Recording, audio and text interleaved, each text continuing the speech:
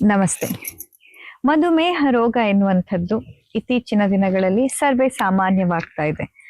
ಮನೆಗಳಲ್ಲಿ ಪ್ರತಿಯೊಂದು ಕುಟುಂಬದಲ್ಲಿ ಈ ಒಂದು ಸಕ್ಕರೆ ಕಾಯಿಲೆಯಿಂದ ಬಳಲುವಂತಹವರ ಸಂಖ್ಯೆ ಜಾಸ್ತಿ ಆಗ್ತಾ ಇದೆ. ಹಾಗಿದ್ರೆ ಇವತ್ತಿನ ಈ ಒಂದು ವಿಡಿಯೋದಲ್ಲಿ ಸಕ್ಕರೆ ಕಾಯಿಲೆ ಇದ್ದವರು ಮಾಡಲೇಬಾರದಾದಂತಹ 3 ತಪ್ಪುಗಳ ಬಗ್ಗೆ ತಿಳಿಸ್ತೇನೆ. ಯಾಕಂದ್ರೆ ಸಕ್ಕರೆ ಕಾಯಿಲೆ ಇದ್ದವ್ರು ಏನೇನ್ ಮಾಡಬೇಕು ಅನ್ನೋದ್ರ ಬಗ್ಗೆ ಈಗಾಗಲೇ ನಾವು ತುಂಬಾ ಮಾಹಿತಿಯನ್ನ ನಿಮ್ಗೆ ನೀಡಿದ್ದೇವೆ. ಹಾಗೆ ಸಕ್ಕರೆ ಕಾಯಿಲೆಗೆ ರಾಮಬಾಣದಂತಹ ಔಷಧಿಯ ಬಗ್ಗೆ ಮಾಹಿತಿಯ ಬಗ್ಗೆ ಕೂಡ ನಾನು ಕಳೆದ ವಿಡಿಯೋದಲ್ಲಿ ಹಂಚಿಕೊಂಡಿದ್ದೆ. ಅದಕ್ಕೆ ನೀವೆಲ್ಲ ತುಂಬಾ ಒಂದು ಒಳ್ಳೆಯ ರೀತಿಯ ರೆಸ್ಪಾನ್ಸ್ ಅನ್ನ ಕೊಟ್ಟಿದ್ರಿ, ಪ್ರತಿಕ್ರಿಯೆಯನ್ನ ಕೊಟ್ಟಿದ್ರಿ. ನೋಡದೇ ಇದ್ದವರು ಇಲ್ಲಿ ನಾವು ವಿಡಿಯೋ ಡಿಸ್ಕ್ರಿಪ್ಷನ್ ಅಲ್ಲಿ ಅದರ ವಿಡಿಯೋ ಲಿಂಕ್ ಅನ್ನ ನಿಮ್ಗೆ ಕೊಡ್ತೇವೆ. ದಯವಿಟ್ಟು ಒಮ್ಮೆ ಆ ವಿಡಿಯೋವನ್ನ ನೋಡಿ ಬನ್ನಿ. ಸಕ್ಕರೆ ಕಾಯಿಲೆಗೆ ರಾಮಬಾಣ ಔಷಧಿಯ ಬಗ್ಗೆ ನಿಮ್ಗೆ ಹೇಳಿರುವಂಥದ್ದು. ಇವತ್ತಿನ ಈ ವಿಡಿಯೋದಲ್ಲಿ ನಾವು ಸಕ್ಕರೆ ಕಾಯಿಲೆ ರೋಗದಿಂದ ಬಳಲ್ತಾ ಇರೋರು ಮಾಡಲೇಬಾರದಾದಂತಹ 3 ತಪ್ಪುಗಳು ಯಾವ್ಯಾವುದು ಅನ್ನೋದನ್ನ ತಿಳ್ಕೊಳ್ಳೋಣ. ನಮಸ್ಕಾರ, ನಾನ್ ಡಾಕ್ಟರ್ ಸೌಮ್ಯಶ್ರೀ ಶರ್ಮಾ, ಸಸ್ಯ ಸಂಜೀವಿನಿ ಪಂಚಕರ್ಮ ಆಸ್ಪತ್ರೆ, ಅಶೋಕವನ, ಗೋಕರ್ಣ. ನೀವೇನಾದ್ರೂ ನಮ್ಮ ಚಾನೆಲ್ ಅನ್ನ ಮೊದಲನೇ ಬಾರಿ ನೋಡ್ತಾ ಇದ್ದಲ್ಲಿ ದಯವಿಟ್ಟು ಈಗಲೇ ನಮ್ಮ ಚಾನೆಲ್ನ ಸಬ್ಸ್ಕ್ರೈಬ್ ಮಾಡ್ಕೊಳ್ಳಿ. ಪಕ್ಕದಲ್ಲಿ ಕಾಣ್ತಾ ಇರುವಂತಹ ಬೆಲ್ ಐಕಾನ್ ಪ್ರೆಸ್ ಮಾಡಿದ್ರೆ ನಾನು ಲೈವ್ ಬಂದಾಗ ಹಾಗೆ ಮುಂದಿನ ವಿಡಿಯೋವನ್ನ ಅಪ್ಲೋಡ್ ಮಾಡಿದಾಗ ನಿಮ್ಗೆ ಅದರ ನೋಟಿಫಿಕೇಶನ್ ಲಭ್ಯ ಇರುತ್ತೆ. ಅಂದಹಾಗೆ ಸಕ್ಕರೆ ಕಾಯಿಲೆ ಇರುವವರು ಅಥವಾ ಪ್ರೀ ಡಯಾಬಿಟಿಕ್ ಕಂಡೀಷನ್ ಅಲ್ಲಿ ಇರುವವರು ಈ ಮಾಹಿತಿಯನ್ನ ಸಂಪೂರ್ಣವಾಗಿ ನೋಡಲು ವಿಡಿಯೋವನ್ನ ಕೊನೆ ತನಕ ನೋಡ್ಲಿಕ್ಕೆ ಮರಿಬೇಡಿ. ಸಕ್ಕರೆ ಕಾಯಿಲೆ ಅನ್ನುವಂಥದ್ದು ಯಾಕೆ ಇತ್ತೀಚಿನ ದಿನಗಳಲ್ಲಿ ಸರ್ವೇ ಸಾಮಾನ್ಯವಾಗಿದೆ? ಯಾಕೆ ಅಂತಂದ್ರೆ ನಮ್ಮ ದಿನಚರಿಯಲ್ಲಿ ಆಗುವಂತಹ ಕೆಲವೊಂದಿಷ್ಟು ಮಿಸ್ಟೇಕ್ಗಳು ಇದಕ್ಕೆ ಕಾರಣ. ಯಾರ್ಯಾರು ಈಗಾಗಲೇ ಪ್ರೀ ಡಯಾಬಿಟಿಕ್ ಕಂಡೀಷನ್ ಅಲ್ಲಿ ಇದ್ದೀರೋ ಅಥವಾ ಯಾರ್ಯಾರಿಗೆ ಈಗಾಗಲೇ ಸಕ್ಕರೆ ಕಾಯಿಲೆ ಬಂದಿದ್ಯೋ, ಯಾರ್ಯಾರು ಸಕ್ಕರೆ ಕಾಯಿಲೆಗೆ ಔಷಧಿಯನ್ನ ತೆಗೆದುಕೊಳ್ತಾ ಇದ್ದೀರೋ, ಅಥವಾ ಯಾರ್ಯಾರು ಸಕ್ಕರೆ ಕಾಯಿಲೆ ಹದ ಮೀರಿ ಇನ್ಸುಲಿನ್ ಮೇಲೆ ಡಿಪೆಂಡ್ ಆಗಿದ್ದೀರೋ, ಅಥವಾ ನಿಮ್ಮ ಫ್ಯಾಮಿಲಿಯಲ್ಲಿ ತಂದೆ, ತಾಯಿ, ಅಕ್ಕ, ನಿಮ್ಮ ಎಲ್ಡರ್ಸ್ ಎಲ್ಲರಿಗೂ ಕೂಡ ಈಗಾಗಲೇ ಡಯಾಬಿಟಿಸ್ ಬಂದಿದೆ, ನಿಮಗೂ ಬರಬಹುದು ಅನ್ನುವ ಭಯ ನಿಮ್ಮಲ್ಲಿದೆಯೋ, ನೀವೆಲ್ಲರೂ ಕೂಡ ಇವತ್ತಿನ ಈ ಮಾಹಿತಿಯನ್ನ ಕೇಳಲಿಕ್ಕೆ ಬೇಕು. ಯಾಕಂತಂದ್ರೆ ಈ 3 ತಪ್ಪುಗಳನ್ನೇನಾದ್ರೂ ನೀವು ಮಾಡಿದಲ್ಲಿ ಬಹುಶಃ ನಿಮ್ಮನ್ನ ಇದು ಜೀವನ ಪೂರ್ತಿ ಒಬ್ಬ ಡಯಾಬಿಟಿಸ್ ಪೇಷಂಟ್ ಆಗಿ, ಸಕ್ಕರೆ ಕಾಯಿಲೆಯ ರೋಗಿಯಾಗಿ ಬಳಲುವಂತೆ ಮಾಡಬಹುದು. ಅಷ್ಟೇ ಅಲ್ಲದೆ ಸಕ್ಕರೆ ಕಾಯಿಲೆಯಿಂದ ಬರುವಂತಹ ಕಾಂಪ್ಲಿಕೇಶನ್ಸ್ ಏನಿದೆ, ಇಲ್ಲಿ ಸಕ್ಕರೆ ಕಾಯಿಲೆಯಿಂದ ಏನ್ ಸಮಸ್ಯೆ ಆಗತ್ತೆ ಅನ್ನೋಕ್ಕಿಂತ ಹೆಚ್ಚು ತೊಂದರೆ ಆ ಸಕ್ಕರೆ ಕಾಯಿಲೆಗೆ ನೀವು ತೆಗೆದುಕೊಳ್ಳುವಂತಹ ಔಷಧಿಗಳಿಂದ, ಅಷ್ಟೇ ಅಲ್ಲದೆ ಸಕ್ಕರೆ ಕಾಯಿಲೆಯ ನಂತರದಲ್ಲಿ ಬರುವಂತಹ ಕಾಂಪ್ಲಿಕೇಶನ್ಸ್ ಗಳಿಂದ ಆಗತ್ತೆ. ಯಾವ್ಯಾವ ರೀತಿಯ ಕಾಂಪ್ಲಿಕೇಶನ್ಸ್ಗಳು ಸಕ್ಕರೆ ಕಾಯಿಲೆಯ ಔಷಧಿಯಿಂದ ಆಗಬಹುದು? ಈಗೇನು ನಿಮ್ಗೆ ಸಿಗುವಂತಹ ಬೇರೆ ಸಿಸ್ಟಮ್ ಆಫ್ ಮೆಡಿಸಿನ್ಸ್ ಗಳಿಂದ ತೆಗೆದುಕೊಳ್ಳುವ ಔಷಧಿಗಳಿವೆ, ಇದ್ರ ಬಗ್ಗೆ ನಾನು ಹೇಳ್ಬೇಕಂತಿಲ್ಲ.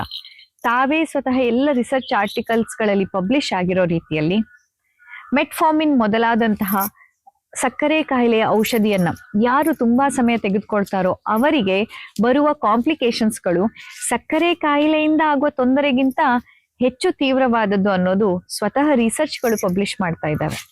ಹಾಗಿದ್ದಾಗ ಸಕ್ಕರೆ ಕಾಯಿಲೆಯ ಮುಂದುವರಿದ ಒಂದಿಷ್ಟು ಹಂತಗಳಾದಂತಹ ನ್ಯೂರೋಪತಿ ಕಂಡೀಷನ್ಸ್ಗಳು, ಅಂದರೆ ಸಕ್ಕರೆ ಕಾಯಿಲೆಯಿಂದಾಗಿ ಸಡನ್ ಆಗಿ ಕೈ ಕಾಲುಗಳಲ್ಲಿ ಸೋತು ಬರುವಂಥದ್ದು, ನಿಲ್ಲಕ್ಕಾಗಲ್ಲ, ನಡೆಯಕ್ಕಾಗಲ್ಲ, ಮಲಗಿದಾಗೆಲ್ಲ ಕಾಲು ಎಳಿತಾ ಇರತ್ತೆ, ಇಂತಹ ತೊಂದರೆಗಳು ಬರುವಂಥದ್ದು ನ್ಯೂರೋಪತಿಯ ಸಿಂಪ್ಟಮ್ಸ್ಗಳಾಗಿರ್ಬೋದು. ಹಾಗೆ ಸಕ್ಕರೆ ಕಾಯಿಲೆಯಿಂದ ನೆಫ್ರೋಪತಿ ಅಂತಂದ್ರೆ ಕಿಡ್ನಿಗೆ ಸಂಬಂಧಪಟ್ಟಂತಹ ಕಾಯಿಲೆಗಳು. ಕಿಡ್ನಿ ತನ್ನ ಕಾರ್ಯ ಸಾಮರ್ಥ್ಯವನ್ನ ಕಡಿಮೆ ಮಾಡಿಕೊಳ್ಳುವಂಥದ್ದು, ಕಿಡ್ನಿ ತನ್ನ ಕೆಲಸವನ್ನ ನಿಭಾಯಿಸುವಲ್ಲಿ ಅಸಮರ್ಥವಾಗುವಂಥದ್ದು, ಕಿಡ್ನಿಗೆ ಸಂಬಂಧಪಟ್ಟಂತೆ ರಿಪೋರ್ಟ್ಸ್ ಗಳಲ್ಲಿ ಕೆಲವೊಂದು ವೇರಿಯೇಷನ್ಸ್ ಬರುವಂಥದ್ದು, ಇಂತಹ ಎಲ್ಲ ಸಮಸ್ಯೆಗಳು ನಿಮಗೆ ಸಕ್ಕರೆ ಕಾಯಿಲೆಯ ಮುಂದುವರಿದ ಒಂದು ಕಾಂಪ್ಲಿಕೇಶನ್ಸ್ ಆದಂತಹ ನೆಫ್ರೋಪತಿಯಲ್ಲಿ ಆಗ್ಬೋದು. ಅಷ್ಟೇ ಅಲ್ಲದೆ ಸಕ್ಕರೆ ಕಾಯಿಲೆಯಿಂದಾಗಿ ರೆಟಿನೋಪತಿ ಅಂದ್ರೆ ಕಣ್ಣಿನ ಸಮಸ್ಯೆ, ದೃಷ್ಟಿಯ ಸಮಸ್ಯೆ, ಕಣ್ಣು ಸರಿಯಾಗಿ ಕಾಣದೇ ಇರುವಂಥದ್ದು, ಕಣ್ಣಿನ ದೃಷ್ಟಿ ಮಂದ ಆಗ್ತಾ ಬರುವಂಥದ್ದು, ಅಥವಾ ರೆಟಿನಾಗೆ ಸಂಬಂಧಪಟ್ಟಂತೆ ಕೆಲವೊಂದು ತೊಂದರೆಗಳಾಗೋದು, ಅಥವಾ ಕಣ್ಣಿನ ನರಗಳಲ್ಲಿ ದೌರ್ಬಲ್ಯ ಬರುವುದು, ಕಣ್ಣು ತುಂಬಾ ಡ್ರೈ ಆಗೋದು, ಅಥವಾ ಕಣ್ಣಲ್ಲಿ ತುಂಬಾ ನೀರು ಬರುವಂಥದ್ದು, ಕಣ್ಣಲ್ಲಿ ಉರಿ, ಕಣ್ಣಲ್ಲಿ ಏನೋ ಡಿಸ್ಕಂಫರ್ಟ್, ಕಣ್ಣಲ್ಲಿ ಮಸುಕಿನ ಒಂದು ಫೀಲ್ ಆಗುವಂಥದ್ದು, ಇಂಥದ್ದೆಲ್ಲವೂ ಕೂಡ ಡಯಾಬಿಟಿಕ್ ಕಾಂಪ್ಲಿಕೇಶನ್ಸ್ ಆದ ರೆಟಿನೋಪತಿಯಲ್ಲಿ ನಾವು ನೋಡ್ಬೇಕಾಗ್ಬೋದು. ಅಷ್ಟೇ ಅಲ್ಲದೆ ಡಯಾಬಿಟಿಸ್ ಇಂದ ಅಥವಾ ಸಕ್ಕರೆ ಕಾಯಿಲೆಯಿಂದ ಕಾರ್ಡಿಯೋಮೆಗಾಲಿ, ಸಕ್ಕರೆ ಕಾಯಿಲೆ ನಿಮ್ಮ ಹೃದಯದ ಮೇಲೆ ಕೂಡ ಪ್ರಭಾವವನ್ನ ಮೀರಿ ತುಂಬಾ ವರ್ಷಗಳಿಂದ ಸಕ್ಕರೆ ಕಾಯಿಲೆಯಿಂದ ಬಳಲ್ತಾ ಇರೋರಲ್ಲಿ ಕಾರ್ಡಿಯೋಮೆಗಾಲಿ ಅಂದ್ರೆ ಹೃದಯದ ಗಾತ್ರ ದೊಡ್ಡದಾಗುವಂಥದ್ದು, ಹೃದಯ ಊದಿಕೊಳ್ಳುವಂತಹ ಸಮಸ್ಯೆ ಕೂಡ ಕಾಣಬಲ್ಲದು. ಈ ಎಲ್ಲ ಕಾಂಪ್ಲಿಕೇಶನ್ಸ್ ಅನ್ನ ದೂರ ಇಡ್ಬೇಕು. ಸಕ್ಕರೆ ಕಾಯಿಲೆಯಿಂದ ನಮ್ಗೆ ಇನ್ನಷ್ಟು ಕಾಂಪ್ಲಿಕೇಶನ್ಸ್ಗಳು ಬರಬಾರ್ದು. ಅಷ್ಟೇ ಅಲ್ಲದೆ ಸಕ್ಕರೆ ಕಾಯಿಲೆಗೆ ಏನ್ ನಾವು ಮೆಟ್ಫಾರ್ಮಿನ್ ಮೊದಲಾದಂತಹ ಔಷಧಿಗಳು ಅಥವಾ ಇನ್ಸುಲಿನ್ ಅನ್ನ ನಾವು ಡಿಪೆಂಡ್ ಆಗಿದ್ದೀವಿ, ಅದರ ಡಿಪೆಂಡೆನ್ಸಿ ನಮ್ಮಲ್ಲಿ ಕಡಿಮೆ ಆಗ್ಬೇಕಂತಂದ್ರೆ ನೀವೆಲ್ಲರೂ ಈ 3 ತಪ್ಪು ಮಾಡೋದನ್ನ ನಿಲ್ಲಿಸ್ಬೇಕು. ಹಾಗಿದ್ರೆ ಮೊದಲನೇ ತಪ್ಪು ಯಾವುದು?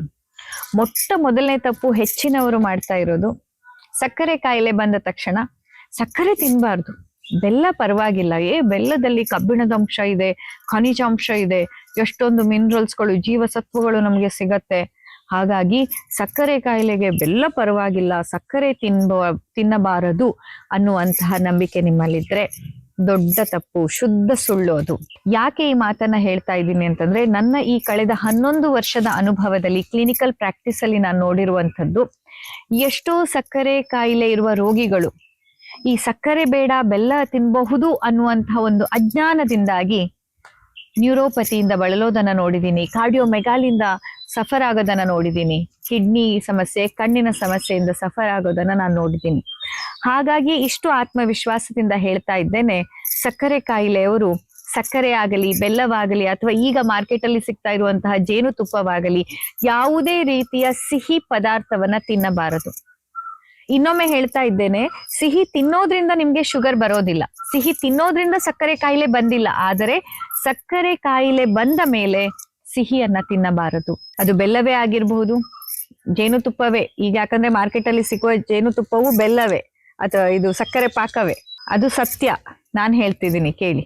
ಹಾಗಾಗಿ ಸಕ್ಕರೆ, ಬೆಲ್ಲ, ಜೇನುತುಪ್ಪ, ಯಾವುದೇ ರೀತಿಯ ಸಿಹಿ ಪದಾರ್ಥಗಳನ್ನ, ಸಿಹಿ ತಿಂಡಿಗಳನ್ನ, ಪಾಯಸವನ್ನ ನೀವು ತಿನ್ನೋದನ್ನ ನಿಲ್ಲಿಸ್ಬೇಕು. ನೀವೇನಾದ್ರೂ ಈ ಬೆಲ್ಲ ತಿನ್ನುವಂತ ತಪ್ಪನ್ನ ಮಾಡ್ತಾ ಇದ್ರೆ ನೋಡಿ, ಇನ್ನ ಕ್ಲಿಯರ್ ಆಗಿ ಹೇಳ್ಬೇಕಂತಂದ್ರೆ, ಸಕ್ಕರೆಯಲ್ಲಿ 100% ಗ್ಲೂಕೋಸ್ ಇದೆ ಅಂತಂದ್ರೆ ನಿಮ್ಗೆ ಬೆಲ್ಲದಲ್ಲಿ 85%, 85% ಗ್ಲೂಕೋಸೇ ಇರೋದು, ಬಾಕಿ 10-15% ಜೀವಸತ್ವಗಳು, ಕಬ್ಬಿಣದ ಅಂಶವೋ ಇದೇನು ನಿಮ್ಗೆ ಸಿಗ್ತಾ ಇದೆ. ಅದಕ್ಕೋಸ್ಕರ ನೀವು 85% ಗ್ಲೂಕೋಸ್ ಅನ್ನ ನಿಮ್ಮ ದೇಹಕ್ಕೆ ಹಾಕ್ತಾ ಬಂದ್ರೆ ಖಂಡಿತವಾಗಿ ಇದು ನಿಮ್ಮನ್ನ ಪರ್ಮನೆಂಟ್ ಆಗಿ ಒಂದು ಸಕ್ಕರೆ ಕಾಯಿಲೆ ರೋಗಿಯನ್ನಾಗಿ ಮಾಡುತ್ತೆ, ಅಥವಾ ಸಕ್ಕರೆ ಕಾಯಿಲೆಯಿಂದ ಬರುವಂತಹ ಕಾಂಪ್ಲಿಕೇಶನ್ಸ್ ಗಳಾದ ನ್ಯೂರೋಪತಿ, ರೆಟಿನೋಪತಿ, ಕಾರ್ಡಿಯೋಮೆಗಾಲಿ ಅಥವಾ ನೆಫ್ರೋಪತಿಗೆ ತುತ್ತಾಗೋದ್ರಲ್ಲಿ ಯಾವುದೇ ಸಂಶಯವಿಲ್ಲ. ಹಾಗಾಗಿ ಮೊದಲನೇದಾಗಿ ಸಕ್ಕರೆ ಕಾಯಿಲೆ ಇದ್ದವರು ಮಾಡಲೇಬಾರದಾದ ತಪ್ಪಂತಂದ್ರೆ, ಸಕ್ಕರೆ ಬೇಡಪ್ಪ ಬೆಲ್ಲ ತಿನ್ಬಹುದು ಅಂತ ಅಂದ್ಕೊಳ್ಳೋದು. ಸಕ್ಕರೆ ಇರ್ಲಿ, ಬೆಲ್ಲವೇ ಇರ್ಲಿ, ಬಾಯಿ ಮೇಲೆ ನಾಲಿಗೆಗೆ ತಾಗಿದರೆ ಸಿಹಿ ರುಚಿಯನ್ನ ನೀಡುವಂತಹ ಯಾವುದೇ ಪದಾರ್ಥ ನೀವು ತಿನ್ಬಾರ್ದು. ಎಷ್ಟೊಂದ್ ಜನರನ್ನ ನೋಡಿದೀನಿ, ಚಪ್ಪೆ ಚಾ ಕುಡಿತಿರ್ತಾರೆ, ಆದ್ರೆ 1 ಚಮಚ ಶಿರಾ ತಿನ್ಬಿಡ್ತಾರೆ. 1 ಚಮಚ ಕೇಸರಿ ಬಾತ್ ಅನ್ನುವಂಥದ್ದು ನೀವು 30 ದಿನ ಚಾ ಕುಡಿದ್ರು ಬಹುಶಃ ಅಷ್ಟು ಸಕ್ಕರೆ ಹೋಗ್ತಿರ್ಲಿಲ್ವೇನೋ. ಹೀಗೆ ನಿಮ್ಮ ಆಹಾರದಲ್ಲಿ ಯಾವ ರೀತಿಯಲ್ಲಿ ಕೂಡ ಸಿಹಿ ಅನ್ನೋದು ಹೋಗ್ಬಾರ್ದು. ಅದು ಮೊದಲನೆಯ ಒಂದು ತಪ್ಪು, ಮಾಡಬಾರ್ದು. ಇನ್ನು 2ನೆಯ ತಪ್ಪು, ಊಟ ತಿಂಡಿ ಆದ ತಕ್ಷಣ ರೆಸ್ಟ್ ಮಾಡೋದು. ಶುಗರ್ ಅಲ್ವಾ, ಸುಸ್ತಾಗತ್ತೆ ಅನ್ನೋದು, ಆಹಾರ ತಿನ್ನೋದು, ರೆಸ್ಟ್ ಮಾಡೋದು, ಆಹಾರ ತಿನ್ನೋದು, ರೆಸ್ಟ್ ಮಾಡೋದು. ಯಾಕೆ ಅಂದ್ರೆ ನಾನು ಸಕ್ಕರೆ ಕಾಯಿಲೆ ಇದೆ, ನನಗೆ ಸುಸ್ತಾಗತ್ತೆ, ತುಂಬಾ ಹಸಿವೆ ಆಗತ್ತೆ, ತುಂಬಾ ವೀಕ್ನೆಸ್ ಆಗತ್ತೆ. ಹಾಗೆ ಎಷ್ಟೊಂದು ಜನರಲ್ಲಿ ಸಕ್ಕರೆ ಕಾಯಿಲೆಯಿಂದಾಗಿ ತೂಕ ಕಮ್ಮಿ ಆಗಿರತ್ತೆ.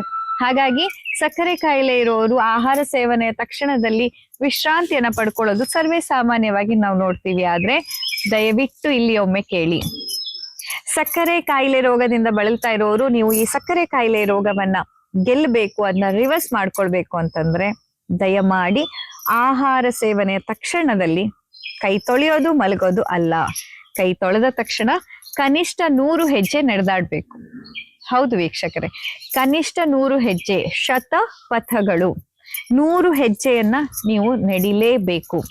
ಆಗ ಮಾತ್ರ ನೀವು ಸೇವನೆ ಮಾಡಿದಂತ ಆಹಾರ ಶಕ್ತಿಯಾಗಿ ಪರಿವರ್ತನೆ ಆಗತ್ತೆ ಮತ್ತು ನಿಮ್ಮ ಸಕ್ಕರೆಯ ಅಂಶ ರಕ್ತದಲ್ಲಿ ನಿಲ್ಲುವಂಥದ್ದು ಕಡಿಮೆ ಆಗತ್ತೆ. ಅದನ್ನ ಬಿಟ್ಟು ನೀವು ಆಹಾರ ತಗೊಳ್ಳೋದು, ರೆಸ್ಟ್ ಮಾಡೋದು, ಆಹಾರ ತಗೊಳ್ಳೋದು, ರೆಸ್ಟ್ ಮಾಡೋದು, ಆಮೇಲೆ ಸಂಜೆನೋ ಅಥವಾ ಬೆಳಿಗ್ಗೆ ಅರ್ಲಿ ಮಾರ್ನಿಂಗೋ ನೀವು ವಾಕಿಂಗ್ ಅಂತ ಹೋಗೋದು ನಿಮಗೆ ಲಾಭ ಆಗಲ್ಲ. ಆಗ್ಲೂ ಮಾಡಿ ವಾಕಿಂಗ್ ಅನ್ನ, ಆದ್ರೆ ಆಹಾರ ಸೇವನೆ ತಕ್ಷಣ, ಈಗ ಕೈ ತೊಳೆದ ತಕ್ಷಣ ನೀವೇನ್ ಮಾಡ್ತೀರಾ, ದಟ್ ಈಸ್ ವೆರಿ ಇಂಪಾರ್ಟೆಂಟ್. ಕೈ ತೊಳಿತೀರಾ, ತೊಳೆದ ತಕ್ಷಣದಲ್ಲಿ ನೀವು ಕುತ್ಕೋತೀರಾ, ತೊಳೆದ ತಕ್ಷಣ ಸೋಫಾದ ಮೇಲೆ ಮಲಗ್ತೀರಾ ಅಥವಾ ಒಂದ್ ಸ್ವಲ್ಪ ಹೊತ್ತು ಪವರ್ ನ್ಯಾಪ್ ಮಾಡ್ತೀರಾ ಅಂತಂದ್ರೆ ಅದು 2ನೆಯ ತುಂಬಾ ದೊಡ್ಡ ತಪ್ಪು.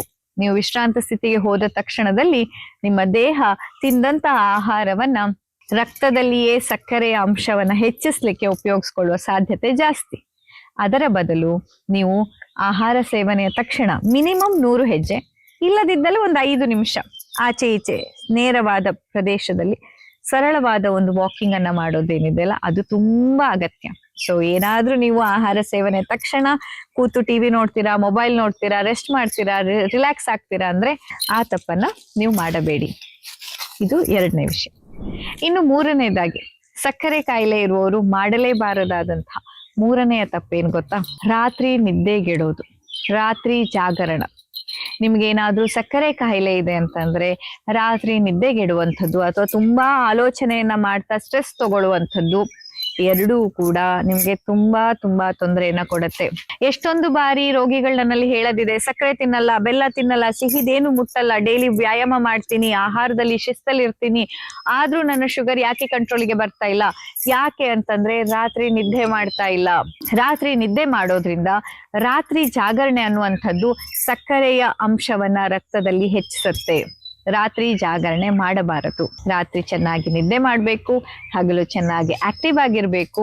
ಆಗ ನಿಮ್ಮ ಸಕ್ಕರೆ ಕಾಯಿಲೆಯನ್ನ ನೀವು ಗುಣಪಡಿಸ್ಕೊಳ್ಳಿಕ್ಕೆ ಖಂಡಿತ ಸಾಧ್ಯವಿದೆ. ಸೊ ಹೀಗೆ ಇವತ್ತಿನ ಈ ಒಂದು ವಿಡಿಯೋದಲ್ಲಿ ಸಕ್ಕರೆ ಕಾಯಿಲೆ ರೋಗದಿಂದ ಬಳಲ್ತಾ ಇರೋರು ಅಥವಾ ಪ್ರೀ ಡಯಾಬಿಟಿಕ್ ಕಂಡೀಷನ್ ಅಲ್ಲಿ ಇರೋರು ಅಥವಾ ವಂಶವಾಹಿನಿಯಲ್ಲಿ ತಂದೆ, ತಾಯಿ, ಅಣ್ಣ, ಅಕ್ಕ, ಎಲ್ಡರ್ ಸಿಸ್ಟರ್ಸ್, ಕಸಿನ್ಸ್ ಎಲ್ಲರಿಗೆ ಡಯಾಬಿಟಿಸ್ ಇದೆ, ನನಗೊಬ್ಬಳಿಗೆ ಇಲ್ಲ ಅನ್ನುವಂಥವರು ಮಾಡಲೇಬಾರದಂತಹ 3 ತಪ್ಪುಗಳನ್ನ ತಿಳಿಸಿದ್ದೇನೆ. ಸೊ ಈ ಒಂದು ಮಾಹಿತಿ ನಿಮ್ಗೆ ಇಷ್ಟ ಆದಲ್ಲಿ ದಯವಿಟ್ಟು ಒಂದು ಲೈಕ್ ಮಾಡಿ. ಹಾಗೆ ನಿಮಗೆ ಗೊತ್ತಿರೋಂಥ ಎಲ್ಲ ಡಯಾಬಿಟಿಕ್ ಪೇಷಂಟ್ಸ್ ಹತ್ರ ಈ ಒಂದು ವಿಡಿಯೋವನ್ನ ಹಂಚಿಕೊಳ್ಳಿಕ್ಕೆ ಮರಿಬೇಡಿ. ನಮ್ಮ ಸಸ್ಯ ಸಂಜೀವಿನಿಯಲ್ಲಿ ಕಳೆದ 4 ತಲೆಮಾರುಗಳಿಂದ ಈ ಒಂದು ಜಾನಪದ ವೈದ್ಯ ಪದ್ಧತಿಯನ್ನ, ಋಷಿ ಪರಂಪರೆಯನ್ನ ನಡೆಸ್ಕೊಂಡು ಬಂದಂತಹ ಕುಟುಂಬ ನಮ್ಮದು. ಬ್ರಹ್ಮಶ್ರೀ ದೈವರಾತರಿಂದ ಮೊದಲುಗೊಂಡು ನನ್ನ ಮಾವನವರಾದ ವೇದಶ್ರವ ಶರ್ಮಾ ಅವರ ತನಕ, ಹಾಗೆ ನನ್ನ ಪತಿಯಾದಂತಹ ಡಾಕ್ಟರ್ ಪತಂಜಲಿ ಶರ್ಮಾ ಹಾಗೂ ನಾನು ಡಾಕ್ಟರ್ ಸೌಮ್ಯಶ್ರೀ ಶರ್ಮಾ, ನಾವೆಲ್ಲರೂ ಸೇರಿ ಈ ಕುಟುಂಬದ ಒಂದು ಹಿರಿಮೆಯನ್ನ ನಡೆಸ್ಕೊಂಡು ಬಂದು ಇಲ್ಲಿ ನೀವು ನೋಡಬಹುದು ನಮ್ಮ ಮುಕ್ತ ಗೋಶಾಲೆಯನ್ನ. 120ಕ್ಕೂ ಅಧಿಕ ಹಸುಗಳು, ದೇಸಿ ಹಸುಗಳು ನಮ್ಮ ಗೋಶಾಲೆಯಲ್ಲಿದ್ದಾವೆ. 600ಕ್ಕೂ ಅಧಿಕ ಔಷಧಿ ಸಸ್ಯಗಳನ್ನ ಇಲ್ಲಿಯೇ ಬೆಳೆದು ಪ್ರತಿಯೊಬ್ಬ ರೋಗಿಯ ನಾಡಿಗನುಸಾರವಾಗಿ, ಪ್ರತಿಯೊಂದು ರೋಗಿಯ ಪ್ರಕೃತಿಗನುಸಾರವಾಗಿ, ವಯಸ್ಸಿಗನುಗುಣವಾಗಿ, ಋತುವಿಗನುಸಾರವಾಗಿ ಔಷಧಿಯನ್ನ ಸಿದ್ಧಪಡಿಸುವಂತಹ ಸಂಸ್ಥೆ ನಮ್ಮ ಸಂಸ್ಥೆ. ಅಷ್ಟೇ ಅಲ್ಲದೆ ಇಲ್ಲಿ ಗೋಪಾಲನೆ ಆಗತ್ತೆ. ಸಹಜ ಕೃಷಿ ಪದ್ಧತಿಯಲ್ಲಿ ಬೆಳೆದಂತಹ ಆಹಾರವನ್ನೇ ಇಲ್ಲಿ ನಿಮಗೆ ನೀಡಲಾಗತ್ತೆ. ನಮ್ಮ ಸಸ್ಯ ಸಂಜೀವಿನಿಯಲ್ಲಿ ವಸತಿಯ ವ್ಯವಸ್ಥೆ, ಹಾಗೆ ಆಹಾರದ ವ್ಯವಸ್ಥೆ, ಔಷಧಿಯ ವ್ಯವಸ್ಥೆ ಹಾಗೂ ಪಂಚಕರ್ಮ ಚಿಕಿತ್ಸೆಯ ವ್ಯವಸ್ಥೆ ಲಭ್ಯವಿದೆ. ಅಷ್ಟೇ ಅಲ್ಲದೆ ನಮ್ಮ ಈ ಒಂದು ಹೊಸ ಚಾನೆಲ್ ಅನ್ನ ನೀವು ಸಬ್ಸ್ಕ್ರೈಬ್ ಮಾಡಿಕೊಂಡ್ರೆ ನಾವು ಮುಂದೆ ಹಾಕುವಂತಹ ಆರೋಗ್ಯ ಸಂಬಂಧಿ, ಪಂಚಕರ್ಮ ಸಂಬಂಧಿ ಹಾಗೂ ರೋಗಗಳಿಗೆ ಸಂಬಂಧಪಟ್ಟಂತಹ ವಿಶೇಷವಾದ ವಿಡಿಯೋಗಳ ನೋಟಿಫಿಕೇಶನ್ ನಿಮಗೆ ಲಭ್ಯವಿರುತ್ತೆ. ಇನ್ನಷ್ಟು ಹೆಚ್ಚಿನ ಆರೋಗ್ಯ ಸಂಬಂಧಿ ಮಾಹಿತಿಯೊಂದಿಗೆ ಮತ್ತೆ ನಿಮ್ಮೆದುರು ಬರ್ತೇನೆ. ಅಲ್ಲಿಯ ತನಕ ನಮಸ್ಕಾರ.